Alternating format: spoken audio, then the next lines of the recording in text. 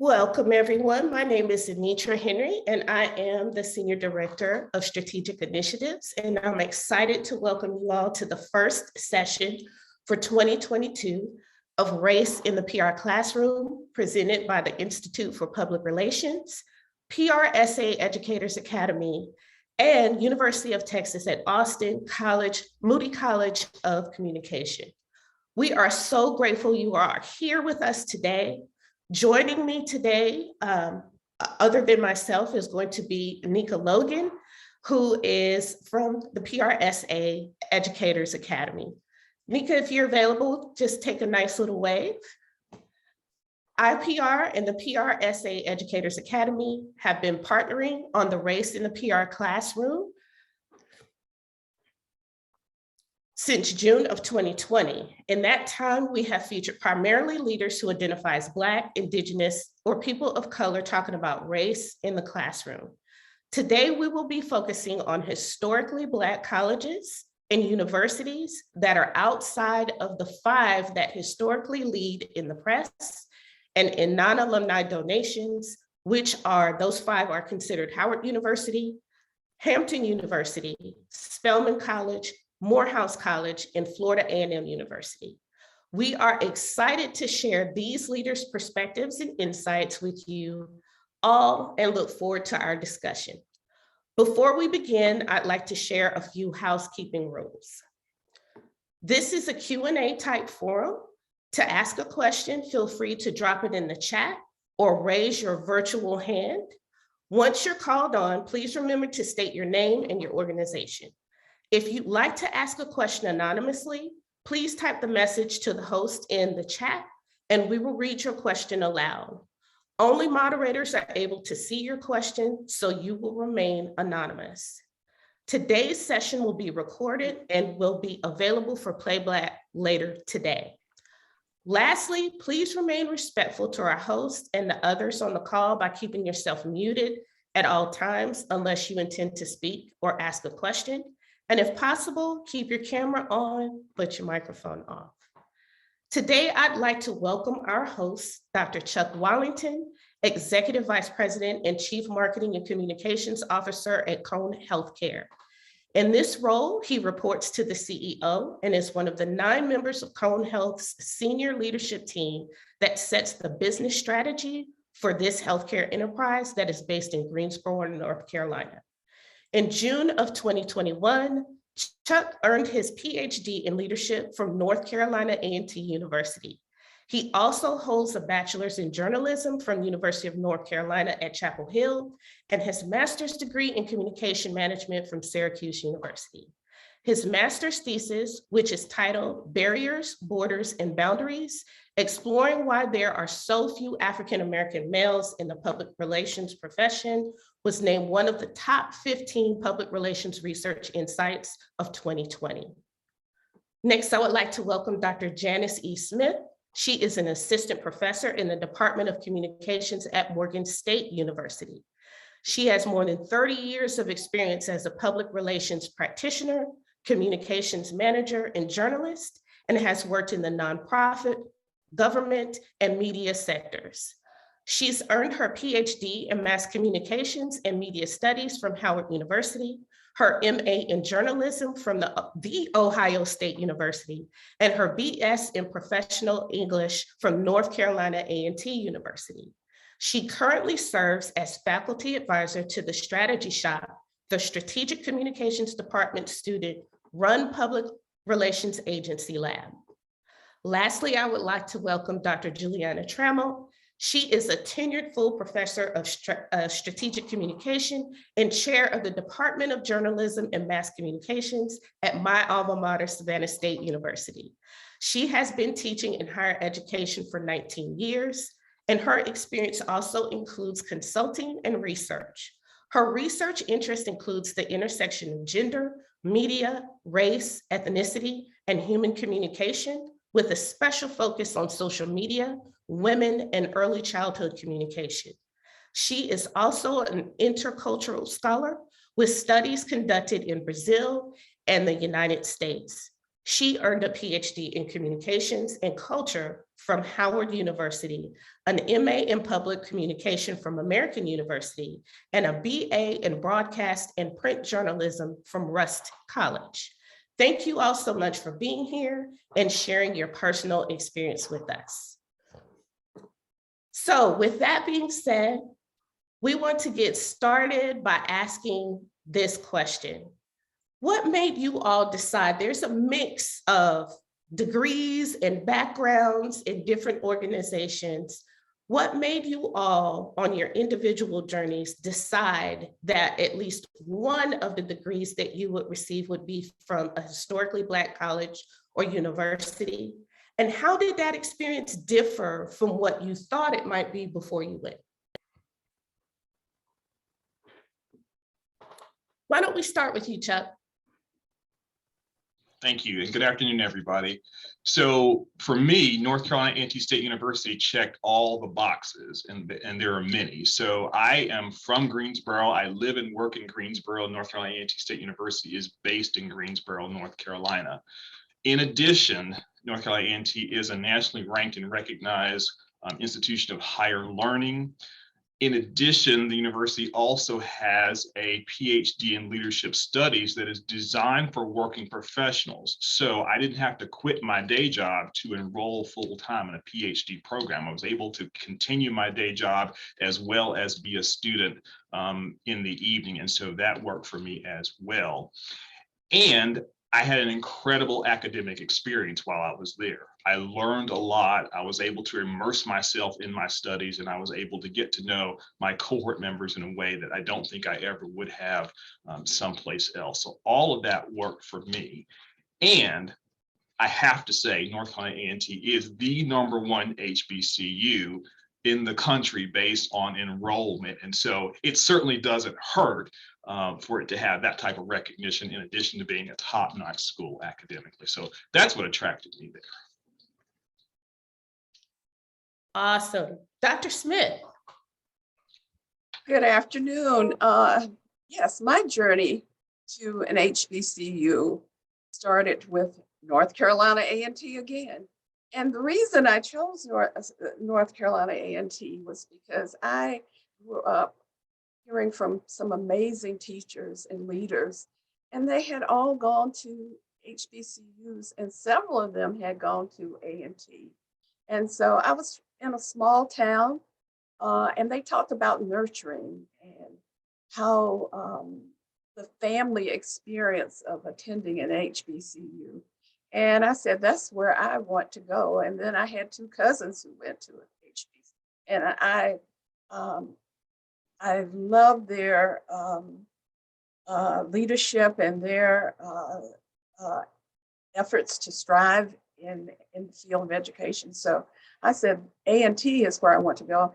And it was even better than I thought. It's one of the best decisions I've ever made in my life. Thank you. And then if you want to talk about teaching, you know, I wanted to, it's a cliche, but I wanted to give back. I wanted to take some of the things I learned and that an HBC had given me to give them to someone else, to provide that opportunity for someone else. And I cannot leave out that I attended Howard University, a second HBC. So all great experiences. Thank you. Dr. Trammell. Hello, everyone. My journey was a little different because I was born and raised in Brazil. And I was a teenager when I had this fascination with English. But I didn't have the financial means to travel to any English-speaking country. So I decided to just learn English and just help foreigners would come to Brazil. And I remember I was a 17-year-old. I was doing volunteer work as a translator for an international conference in Rio. And it happened that I translated to the president of an HBCU in Mississippi. And they were very impressed because, you know, I was dark skinned, and in Brazil, if you know some of the Latin American history of race, colorism is really strong. And I remember growing up in a culture where, jobs in communications, they will ask for good appearance, but good appearance, meant being of a lighter complexion. So during the conference, the president was impressed because I was of dark complexion and I was bilingual. So I was literally recruited in Brazil to attend a historically Black college in Mississippi. And so an HBCU chose me. And since I came to the US as a traditional freshman to attend at HBCU Mississippi, that decision changed my life completely. And I had the experience to, after my undergrad education in an HBCU, I went to a predominantly white institution in Washington, DC, American University. And then I went back to Howard, went back to the Mecca, as they call it. So I would say that my journey has been an amazing experience of negotiating my identity, being on an HBCU campus, but also experiencing a PWI. My first appointment as faculty was in Kentucky, a PWI in Kentucky Wesleyan College. And then I made my way back to Savannah State. So I had the opportunity to experience both campuses. And I would say that my choice to stay for now 15 years at Savannah State, it was the connections that I was able to make, and also give back, being able to give back to these institutions that have been so a blessing, in my journey. Awesome. Thank you so much, each of you, for sharing your journeys to HBCUs. So there is sometimes a little bit of a myth or some stigma around going to HBCUs that we want to take an opportunity to talk about and hopefully dispel. And one of those is that a lot of times students choose to go to an HBCU because they can't get into another university or another institution of higher learning. Do any of you all want to speak to that, want to talk about, especially Dr. Trammell and Dr. Smith, about what you're seeing and what you're doing in the classroom to dispel that myth? Dr. Trammell, why don't we start with you? I wouldn't necessarily say that. I think that in most instances, a choice to attend HBCU goes back to sometimes family tradition. A lot of times when you enroll in an HBCU, you hear my students or even my colleagues say, I came here because my grandmother attended Savannah State College. Even at Rusk College, when I was a student, there was that tradition. I had friends and their mothers were Miss Rusk College. So there is a sense of tradition as well. Yes, we still have these other perspectives in reality that some of our students are first generation college students, particularly being Georgia. Savannah State is designated as an access school. And what we do is we do give opportunities to students who wouldn't perhaps be accepted elsewhere, but it doesn't mean that that's all we provide. We do recognize disparities, socioeconomical disparities exist in the state of Georgia, but it's not the dominant characteristic that you only go to HBCU because you're not making elsewhere. You go to HBCU because you want to continue family traditions, because HBCU is a choice, as has been my choice. I think that my research records and experiences could perhaps land me a job elsewhere if I want to teach elsewhere. So a lot of times it goes back to choice, choosing an HBCU. But yes, we also have programs that there's an overarching mission that we carry that is to reach students where they are, acknowledging the socioeconomic disparities.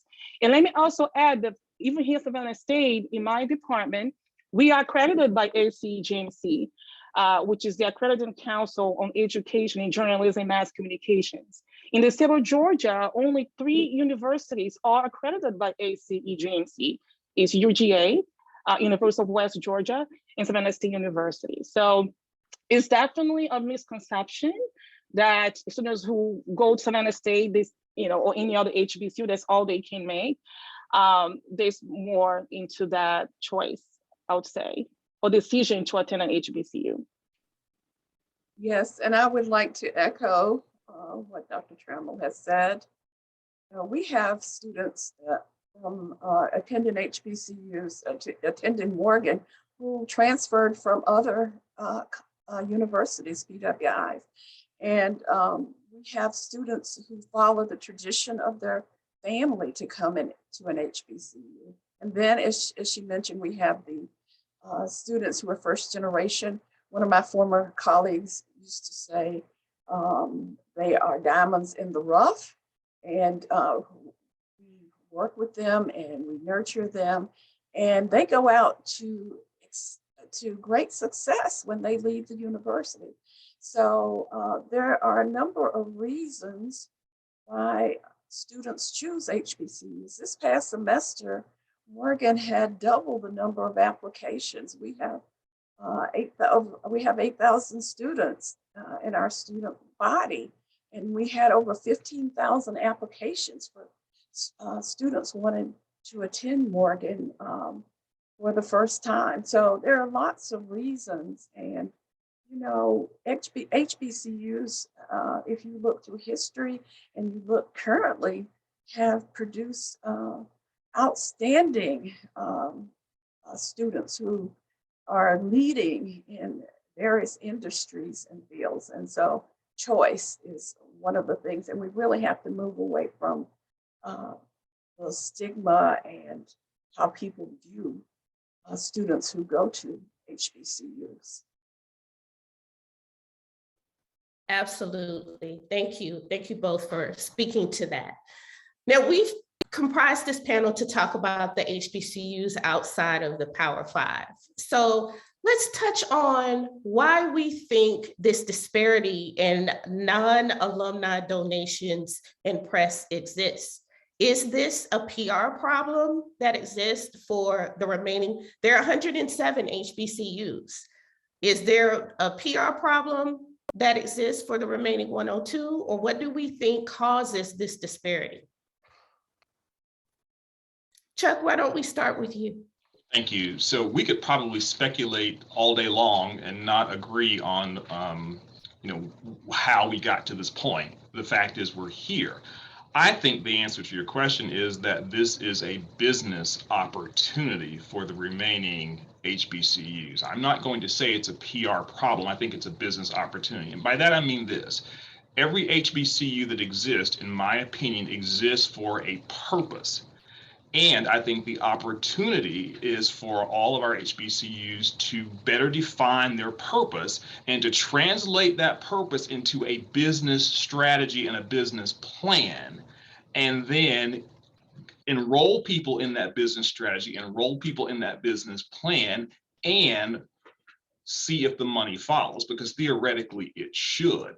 So I think accompanying that then becomes the opportunity as the money starts to come in and people begin to recognize our other HBCUs, that becomes the public relations opportunity. Let's tell the story. Let's connect the dots. Let's talk about the great things that are happening at our HBCUs so that alumni will want to give, so that corporations and individuals with deep pockets will want to give, and so that the next generation of students will say, well, of course, I want to come to this school, and here's why. So that's how I choose to look at it. I think it's a business opportunity that also has a public relations opportunity attached to it.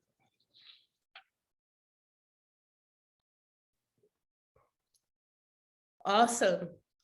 Dr. Smith, Dr. Trammell, do you have any thoughts on this that you would care to share? Well, I think that, when you talk about the Power Five, in addition to how you view the PR efforts, also talking about some universities that have been known for their historical legacy.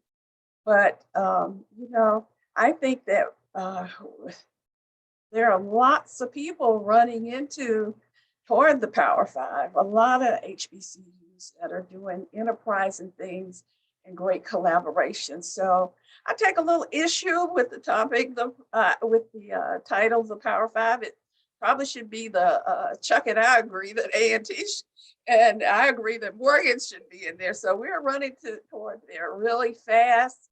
You know, there are at least 10, I think 10 HBCUs that are are 2 research universities. So that categorization needs to be expanded.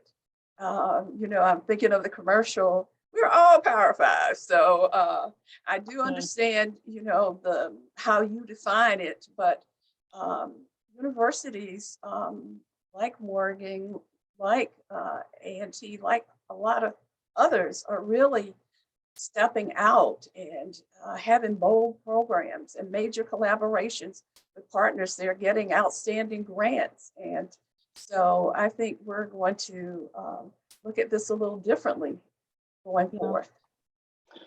In a sense, I have a sense of guilt because I do enjoy the privilege of saying, yes, I went to Howard too. And I can recall so many times, you know, in my journey where I used that line and the line worked for me. The line, it was a benefit, it was a privilege.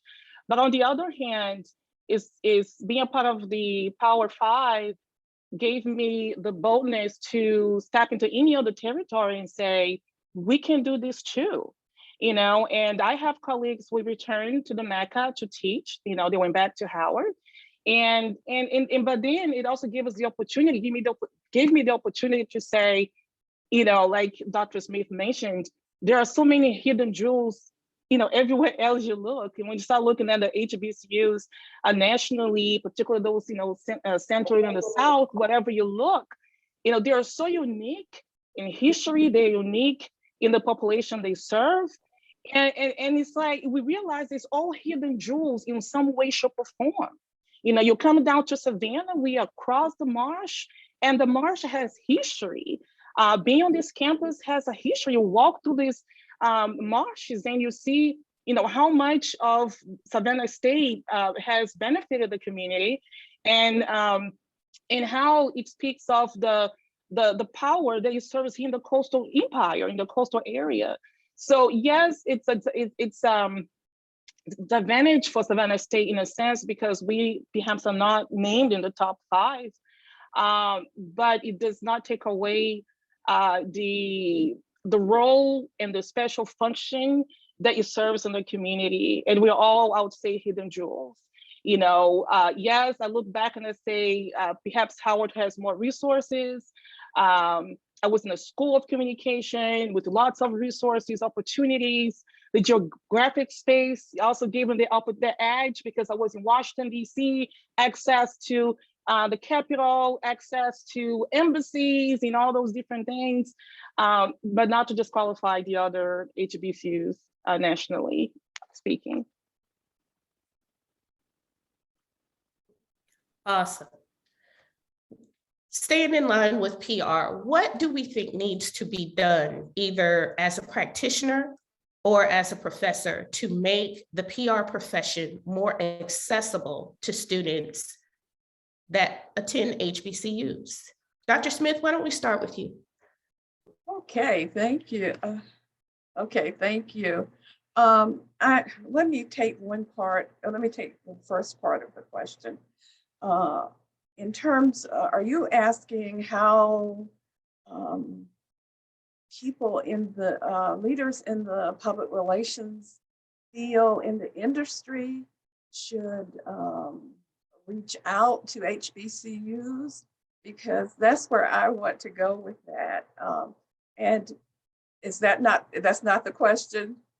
Go wherever you would like, Dr. Smith. We want to hear from you because you come from both sides as a practitioner and a professor. So you have a unique perspective. And I know that sometimes this word is used too often, or intentionality, but I think the industry has to take some steps in terms of looking to support students at HBCUs.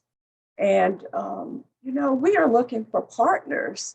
We're not looking just for people to come in and speak to our people from the industry to come in and speak to our students, to take them on a tour. Now that's important. When I first came to Morgan, one of the things that I did was let them see what an agent asked. We reached out to some industry agencies in Baltimore, and we took our students because, you know, we believe that if they see what it's like, then they can believe what they can accomplish. But industry needs to establish real partnerships with objectives. And the technology has made it so that, you know, you don't have to be in Baltimore to have a partnership with Morgan, or you don't have to be in Savannah to have a partner with Savannah State. You know, we have a partner with with a company, an agency called Solve in Minnesota, and they have been a great partner. Now, on the other side of it, and I don't want to take all the time, but on the other side, you know, we work on skills development for our students. We want them to keep up with the latest in the technology, and we want them to be bold, to stretch. We always telling them about stretching and being bold in terms of looking for opportunities, applying for internships. And so in the classroom, we teach those things. At the student-run agency, they staff the student-run agency. There's a firm director, and we have them work with real-world clients, whether those clients are on campus or whether those clients are in the community. So I don't want to monopolize this question, so I'll let someone else comment on it, and then I can go back if you'd like me to. Thank you. That'd be awesome. Dr. Wallington, as a practitioner, what do you think needs to be done to make the PR profession more accessible to HBCU students? So I'm going to build on what Dr. Smith said, and then I'll add my own flair to this as well. So I do think that we have to acknowledge that there are barriers that exist that keep African Americans from succeeding in just about any profession. I've done the research on what it looks like for African American males in the field of public relations, and that research points out that there are indeed barriers. And to no surprise, the barriers include things like, I'm not really sure what this profession is really about. Therefore, I don't know how to prepare myself to, oh, I have a job, an entry-level job, and I have no mentor. So I am clueless about how to succeed. Or I'm really good at what I do and no one is sponsoring me. No one's coaching me along the way. No one's opening up the doors for me. And so those are barriers that exist, unfortunately. And I think as professionals, we have to be willing to acknowledge that those barriers are there and then take it one step further. We have to be committed to being cause in the matter. And by that, I mean this. If we're professionals and we're hiring leaders, we need to influence what the hiring looks like. And the influence starts with absolutely requiring a diverse slate of candidates. We will never increase the numbers. We will never increase the access if all of us on this call who have that ability to make that request don't say, I'm not hiring anyone for any job at any level unless we first start with a diverse slate of candidates. So I think we have to do that as professionals in the industry. I also think that even when we don't have job openings, it is our responsibility to bring along the next generation, as I said a minute ago. And so for me, what that looks like is I enjoy it when students hit me up on LinkedIn and say, can I just have 15 minutes on your calendar? I don't care what I've got going on. I will say yes, and I will schedule time. And I have been so amazed at how students of all colors appreciate an opportunity just to have a conversation with someone who works in the field. And that doesn't mean I have all the answers, but I get to ask them thought-provoking questions so they can go away and think and decide, oh, okay, so let me figure out how to apply this advice to the road that I'm trying to go down. So I would just offer those as two things in terms of the space of responsibility for us as professionals. We've got to first make sure that we are requiring diverse slates of candidates, and then all things being equal, we should give the nod to the diverse candidate. And then we have to make ourselves available and to make sure that we are bringing along and grooming the next generation. Awesome. Dr. Trammell? Yes, I totally agree with both Dr. Smith and Dr. Wallington. Even when we engage in search, even on an HBCU campus, we look at the pool of applicants. If there's not enough diversity, we re-advertise. We keep posting until we can look at the pool and say, okay, now that we have reached a good pool, a good diversity, now we can start interviewing. And so that's one way to ensure that we're giving opportunities to all those who are qualified. But something else I want to also add, which was mentioned, is also this notion of closing the gap with college students by providing speaking opportunities, speaking engagements, going to the class, especially before COVID. You know, we had shadow days. PRSA, the Atlanta chapter, used to sponsor shadow days, where we'll take our students to Atlanta and they'll spend a day or 2 days in a PR firm. And what that did was that helped socialize our students with the PR profession. Because one thing that I've noticed with my students is this: when you want to be a teacher, somebody in your family was a teacher. If you want to be a medical doctor, it was very easy to explain to a high school student what a medical doctor was. When it comes to being a public relations strategist, specialist, most of our high school students don't fully understand what that is. So the socialization of our students to the industry is a little bit more complex because they might not come from a household where that term was well known, like being a teacher, being a doctor, being a mayor, or being a firefighter. So by bringing professionals to our classrooms, by providing shadow days, it does help socialize them to a field that might not be as clear before they enter, higher education. So hopefully, post-COVID, we'll be able to get back to the physical in-person setting. But until then, like Dr. Smith mentioned, offer to speak in our classes, offer to give us virtual tours, and that will help our students to become more familiar with what it means to be in public relations. And as Dr. Smith mentioned, I'm sure he mentioned that in his research, a lot of our African Americans parents, they didn't come from a PR background. I'm the first PR person in my family.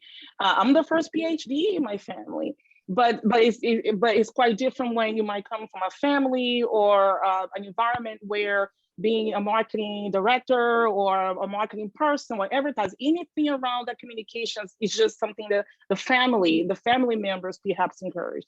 And as you know, there is still the family influence in decision making when it comes to profession. Typically parents or family members still have a say of mentors.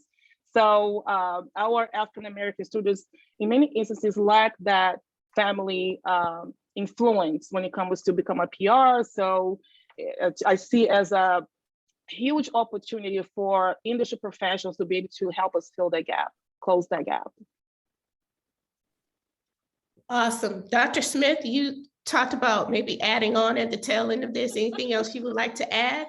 Well, I think the other co-hosts have covered a lot of the things when they talked about modeling and people who are in careers. I think my mother almost had a heart attack when I told her that I was going into media and not having a career in being a school teacher. Not that I'm not doing that now. So if she were here, she would be happy again.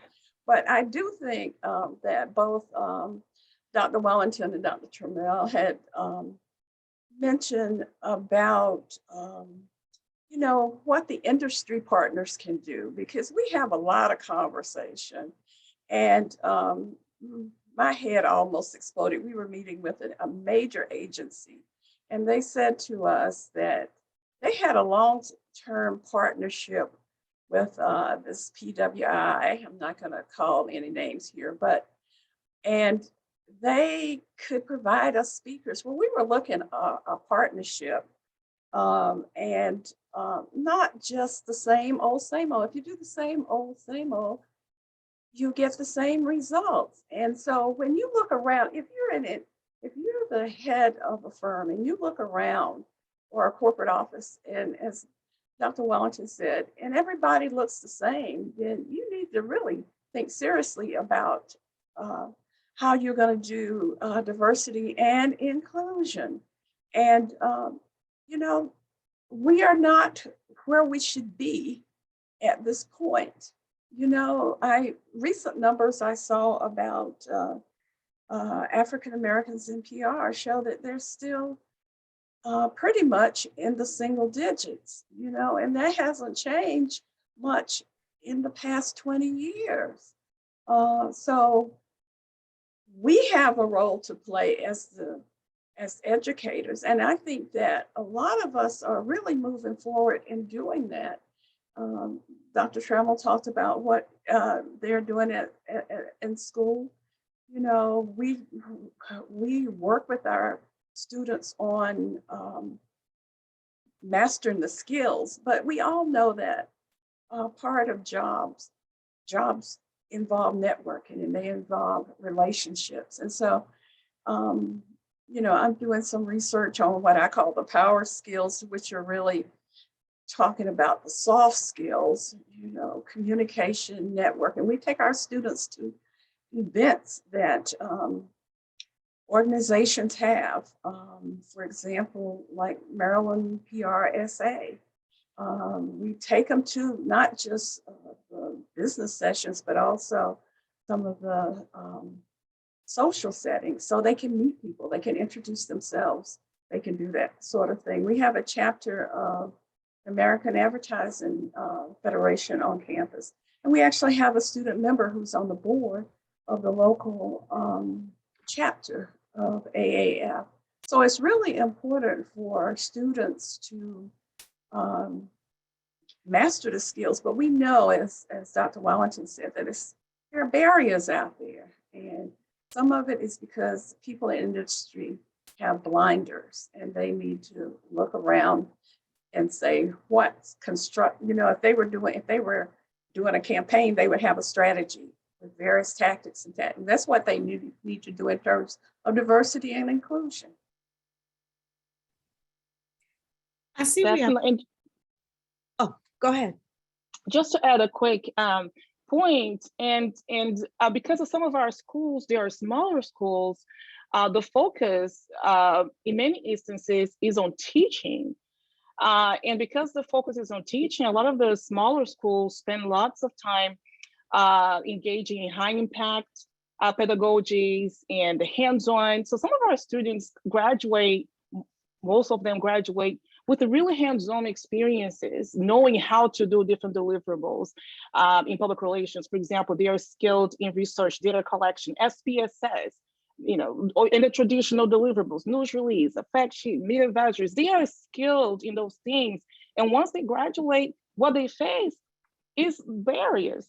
Is the perception that because they came perhaps from HBCUs, they were not exposed to these things. They have digital portfolios. As Dr. Smith mentioned, they are practicing in PR, student-led PR agencies on campuses with campus clients, off-campus clients.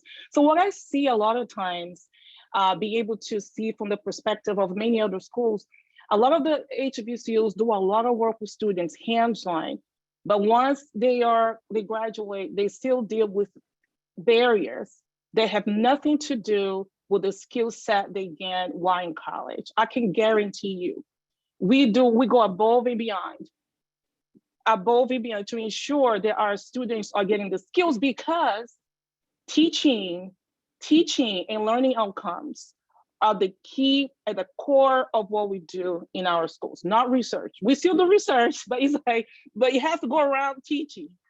And so we cannot get our way without teaching our students, you know. And just to go back to the point we made earlier about diversity in recruitment, this is by no means we're saying, or I'm saying, to target students from diverse background is to ensure the pool is diverse.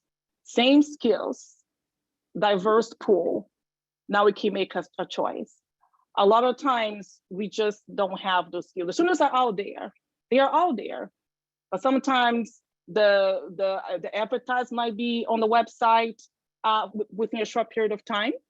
Sometimes where we advertise might not be reaching a diverse pool. So all those questions should be asked during the recruitment and hiring process to ensure diversity really reads. Because the students, the qualified students are out there.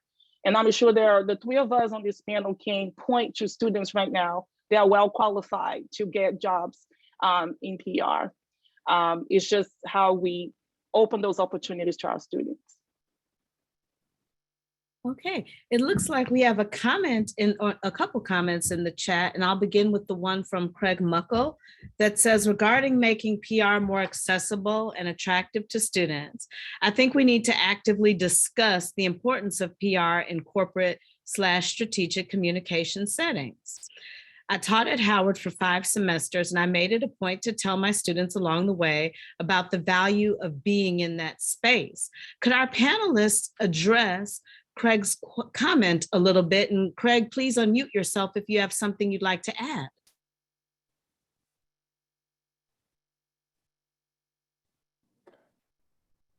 Okay, thank you very much. Appreciate that, Naneka.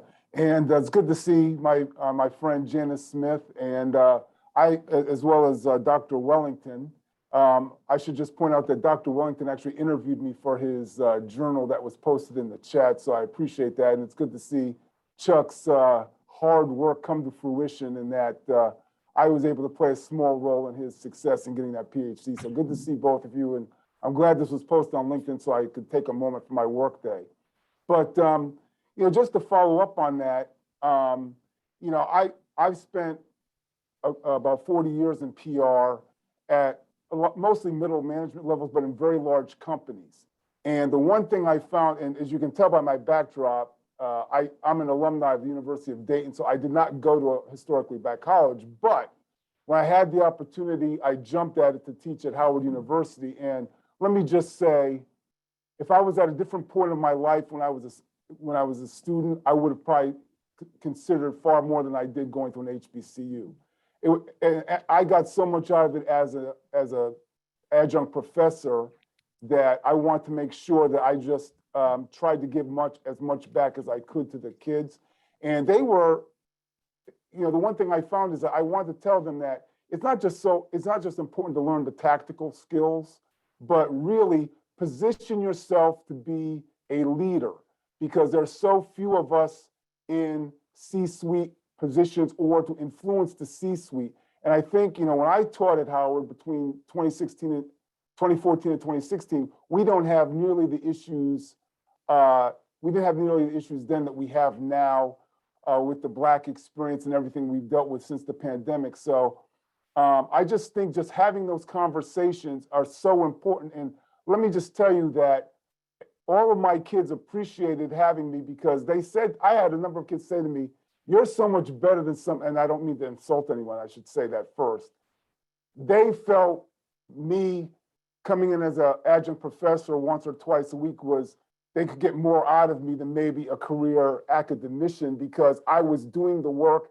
I can give them tangible anecdotes of my experience, good, bad, and indifferent, and give them some real guidance on how to navigate when they get into the professional world. So I know there's a lot there, and I didn't mean to dominate, but I'm hoping that the panelists can talk about some of what I've said. Thank you. So Craig, I'll take it if you don't mind. Thank you for weighing in, and it's great to see you, and thank you for your help. So I believe this conversation applies to all public relations students, and that is this. It is important, yes, for us to master the tactics, the work that we do every day, the how we get things done, the writing of the news releases and the digital post and speech writing and all that kind of stuff. And we have to sit at the intersection of what I call strategy and tactics. We have to be strategic first and foremost. We have to understand how the work that we do will support the business goals of the organization that we are working for and partnering with. So it is very important that public relations students, regardless of what they look like, understand business strategy and business acumen. That is the only way that we're going to get out of the trenches and away from doing, yes, the very important day-to-day work, but to also have a seat at that strategy table. I assure you, there are very few people sitting at the strategy table who do not first and foremost understand strategy, who do not first and foremost understand how to lead their own teams, as well as to lead as they are partnering with their peers at the leadership level. So I think you're on point, Craig. And if you all remember nothing else from this conversation, please remember that it is very important for our students to not only master the tactics, because that's why they've gone into the field, but let's really set them up for long-term success. Let's really instill in them how they can be strategic in their thinking and how that they can lead in a way that really moves an organization along and helps an organization achieve its goals. Definitely. And to add to what Dr. Wallerton said, and also Dr. Moko, and at the heart of strategy is also the notion of diversity in the workplace. I think the question dealt with the importance of PR in corporate strategic settings. So going back to tactics, strategy tactics,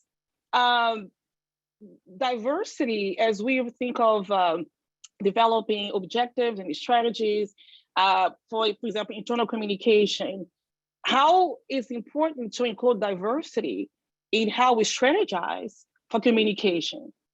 So having diversity PR professionals in corporations also deals with bringing awareness of organizations when they are strategizing to consider diversity in even how they implement public relations tactics. So in our classroom today, we talk about word choice when you're developing a tactic.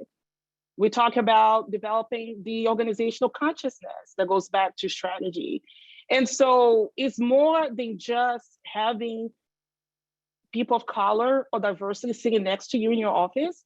It's bringing that diversity mindset to the core of strategy and implementation of the organization, and I think that's something that we already teach in our PR classrooms. Now we have to bring that mindset to corporations. So yeah, so I think that's important as well. It's how we change, how we strategize public relations, how at the end, how the deliverables will look like, how your standard flyer will look like, or the words to use, or the colors to use, or how the human, the symbol around humans will appear on those deliverables. And I think that's important too. Absolutely. I see we have a couple comments in the chat from Katanya Lester. And she says, it is important for HBCU public relations graduates to return to our colleges and involve the undergraduate students in PR internships and real life communications and communication campaigns to gain true experience. Absolutely. What a great point. And she also added to that another comment where she mentioned, as a former student of Dr. Smith and a proud graduate of Morgan State University, I returned to her every semester to involve MSU communication students in my real life campaigns. I think that's an excellent point. And I'd like to either ask Katanya to elaborate more and also ask Dr. Smith to join in. Let Katanya go first. She is one of our stars, and she works for the city of Baltimore, and she has her own PR firm. So Katanya, why don't you start? And also, Craig, it's good to see you. I agree with your comments. Thank you. Katanya?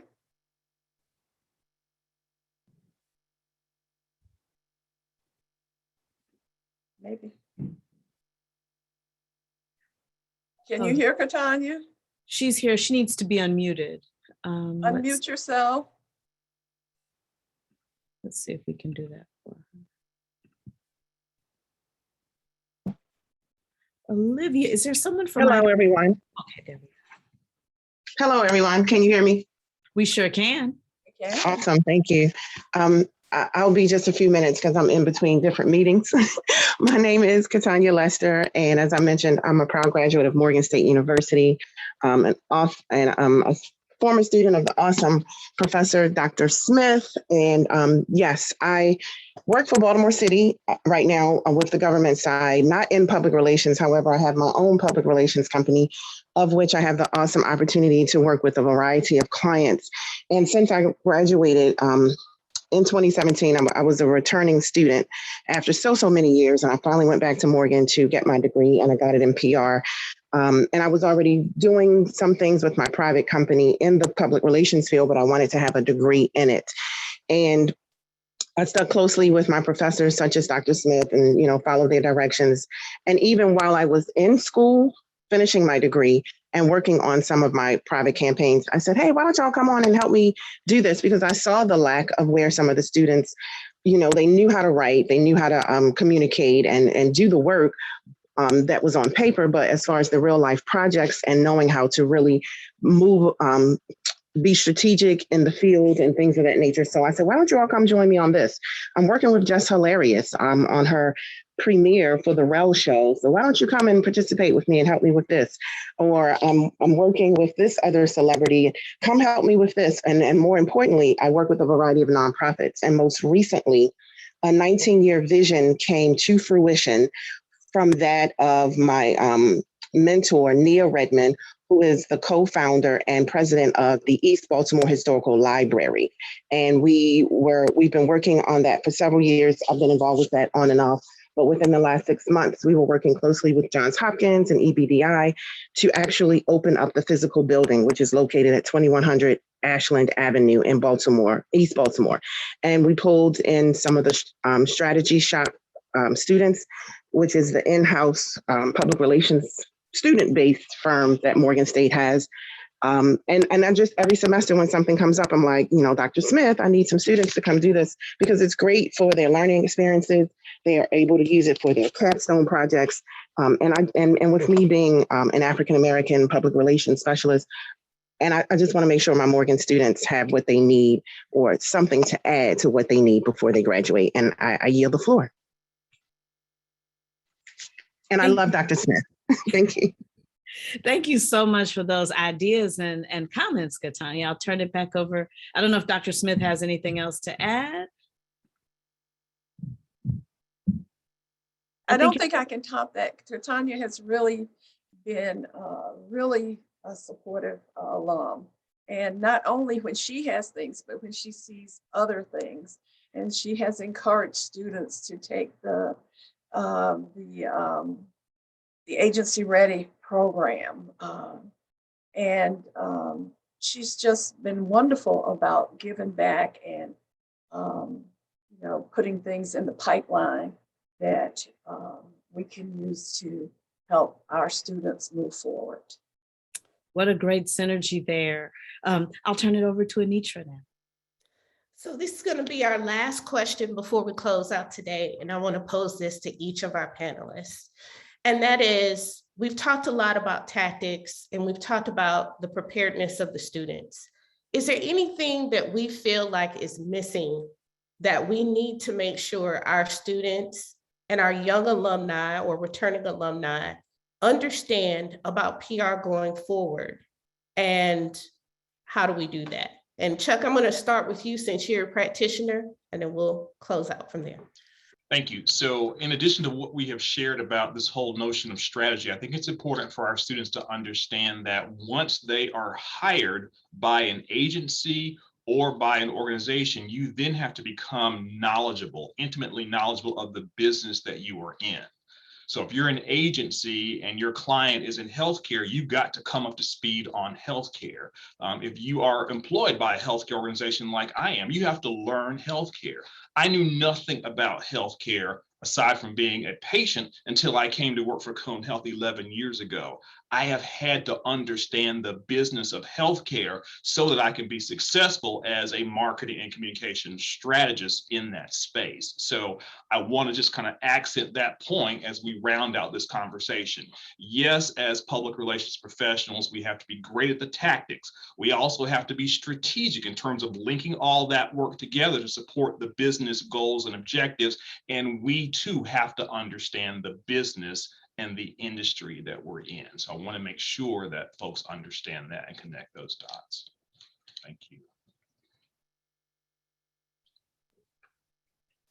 Dr. Smith, Dr. Trammell, either of you have anything you want to add?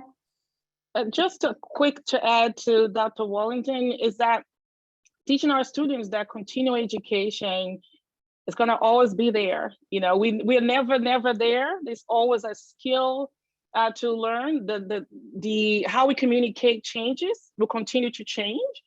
So it's going to always be a growing experience for our students. So the continuing education mindset, as Dr. Wallington put, has to be a part of our students' skills, being able to expand. And absolutely, it has to be about continuing education. And when students get in the field, in the industry, they have to read, they read more. We had one of our students come back and say he just reads so much every day on all different platforms, that social listening about not just the client, but the industry.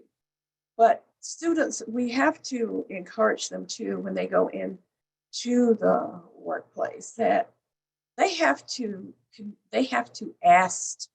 They have to ask, because if you don't ask, then you will not get where you want to. You will not get what you need in the workplace. And sometimes you may not get the answer that you want, but we want them to be able to ask for opportunities within their company, within their industry. And so don't be silent when you go into